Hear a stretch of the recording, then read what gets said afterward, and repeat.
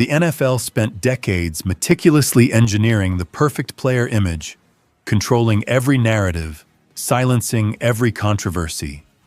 But in the last 3 years, that iron grip has completely shattered. Today's superstars are openly defying the league's control in ways that would have been career suicide just a generation ago. And it's creating a power struggle that's about to explode. But here's what the league executives didn't see coming. While they were busy managing PR crises and fining players for touchdown celebrations, the financial landscape completely flipped underneath them. In 2021, the average NFL salary hit $2.7 million. But that's not the real story. The real story is the top-tier players are now pulling in $40 to $50 million annually from endorsements alone. Money that flows directly to them, not through the league's revenue-sharing system. Take Travis Kelce. His NFL salary is $14 million this year. His outside deals, north of $30 million. Netflix shows, podcast empires, hosting gigs. He's built a media machine that makes his football contract look like pocket change. The same pattern is exploding across the league. Lamar Jackson negotiated his own $260 million contract without an agent, then immediately launched 3 separate business ventures. Josh Allen turned his arm strength into a personal brand worth more than most franchises' marketing budgets. These aren't just athletes anymore, they're CEOs with cleats. The old model was simple: shut up, play ball, cash your check, and let the NFL control your narrative. But when players realized they could build 8-figure businesses around their personalities, everything changed. The league's biggest fear wasn't just losing control of the message, it was losing control of the money. And that's exactly when the real rebellion started heating up, because players discovered something the NFL never wanted them to know. They discovered they could hold entire cities hostage. Aaron Rodgers didn't just threaten to retire in 2021. He turned it into a masterclass in psychological warfare. While Green Bay's front office scrambled to save their $10.5 billion franchise valuation, Rodgers was guest hosting Jeopardy and doing ayahuasca retreats. He leaked just enough retirement hints to send Packers stock plummeting, then casually mentioned other opportunities in interviews. The result? A restructured contract that gave him complete control over his future, plus the power to veto trades. But here's the kicker. 3 other quarterbacks immediately hired Rodgers' representation team. Kyler Murray took notes. His 2022 contract negotiations turned into a 5-month standoff that had Arizona Cardinals season ticket holders panic selling. Murray's team leaked stories about him reassessing his football future, while he was literally streaming Call of Duty on Twitch for 6-figure sponsorship deals. The Cardinals caved with a $230 million guarantee. Lamar Jackson watched both situations unfold and said, "Hold my beer." He sat out the entire 2023 contract negotiations, openly flirted with other teams on social media, and built suspense like a Netflix series. Baltimore's entire offensive system was designed around him, and he knew it. But the nuclear option came when DK Metcalf started the trend that terrified every front office in America. He began publicly rating his own trade value on Instagram stories, essentially turning himself into a walking stock ticker that fans could follow in real time. Because once players realized they could manipulate their own market value through social media, the power dynamic shifted permanently. And that's when social media became their weapon of mass disruption. DK Metcalf didn't just post workout videos. He turned his Instagram into a real-time negotiation tool. During his contract talks, he'd post cryptic stories, a photo of him in different team colors, a screenshot of a text that just said "interesting offer," or him liking tweets from fans in other cities. Each post sent Seahawks executives into panic mode while boosting his leverage by millions. The strategy worked so well that it spawned copycats overnight. Davante Adams posted a photo of himself in a Raiders jersey 3 months before his trade went public.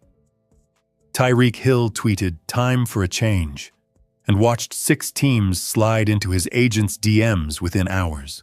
Calvin Ridley turned his gambling suspension into a comeback marketing campaign that had teams bidding before he was even reinstated. But nobody weaponized social media chaos like Antonio Brown. Before his meltdown, he pioneered the art of controlled controversy, perfectly timed Instagram live sessions that generated more buzz than Super Bowl commercials.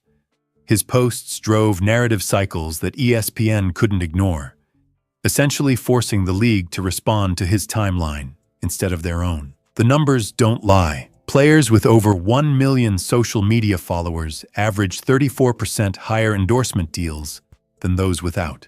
Teams now hire social media consultants just to decode what their own players are really saying online. The NFL created a monster they can't control because they handed players the keys to something even more powerful than money. They gave them direct access to the narrative. And once players figured out how to turn drama into dollars, they discovered their most dangerous weapon yet.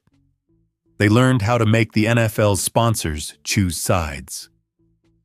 Colin Kaepernick accidentally wrote the playbook in 2016, but today's players perfected it. When Nike chose Kaepernick over the NFL's comfort zone, they proved something revolutionary. Brands would pick individual players over league approval if the money was right. Fast forward to 2023, when the NFL tried to quietly discourage players from speaking out about social issues. Stefon Diggs posted one Instagram story supporting a controversial cause. Within 6 hours, 3 major brands, including a company that pays the NFL $80 million annually, publicly backed Diggs' stance. The league office went silent. But the real genius move came from Micah Parsons. During his holdout rumors, he didn't just threaten retirement. He strategically tagged every sponsor in posts about exploring new opportunities outside football. His energy drink partnership, his gaming chair deal, his crypto endorsement, all of them started posting "We support Micah's journey" content that basically dared the Cowboys to let him walk. The message was crystal clear. These sponsors made more money from individual player partnerships than team deals, and they'd choose the player every single time. Now it's happening league-wide. Players are building sponsor coalitions before contract talks even start. They're essentially creating economic pressure campaigns where the NFL's own business partners become their negotiation weapons. The league's worst nightmare is playing out in real time. Their players have figured out how to turn corporate America against them. But that's nothing compared to what happened when they started recruiting the next generation. And that's when they started building their own pipelines. While the NFL was focused on controlling current players, stars like Patrick Mahomes quietly began recruiting high school phenoms directly. Not for teams, for their personal brands. Mahomes' production company started offering NIL deals to quarterbacks who hadn't even committed to colleges yet, essentially building a farm system of future NFL players who'd already be locked into his business ecosystem. The strategy is brilliant and terrifying.